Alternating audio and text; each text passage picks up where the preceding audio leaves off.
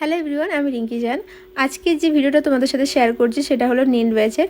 আমাদের 4th batch যেটা শুরু হয়েছিল, আজকে তার 9 নম্বর ক্লাস। আর আজকে আমরা অ্যাক্রিলিক এক্সটেনশন দেখাবো বলে সমস্ত প্রোডাক্টগুলো স্টুডেন্টদের সাথে শেয়ার করছিলাম।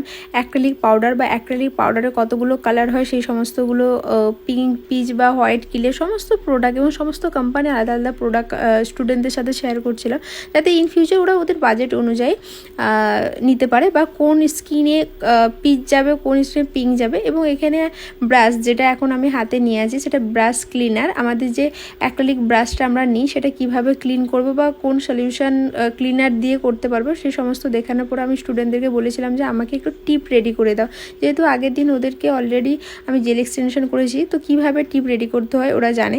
তো রেডি করে দেওয়ার পরে আমি অ্যাক্রিলিক কিভাবে অ্যাপ্লাই করতে হয় সেটা স্টুডেন্টকে দেখিয়ে এবং ড্রিল মেশিন দিয়ে কীভাবে ফাইলিং করতে বা ফাইলার দিয়ে আমরা কীভাবে করব রেডি, সেই সমস্ত কিছু দেখানোর পর এবার আমার স্টুডেন্টদের প্র্যাকটিসের পালা আসে।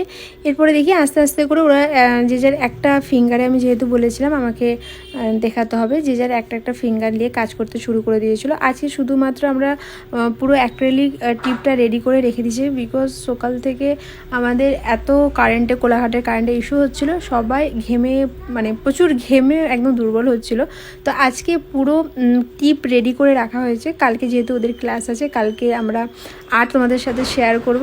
আজকের ভিডিওটা এতটাই পর্যন্ত। Thank you for watching. Thank you, tata.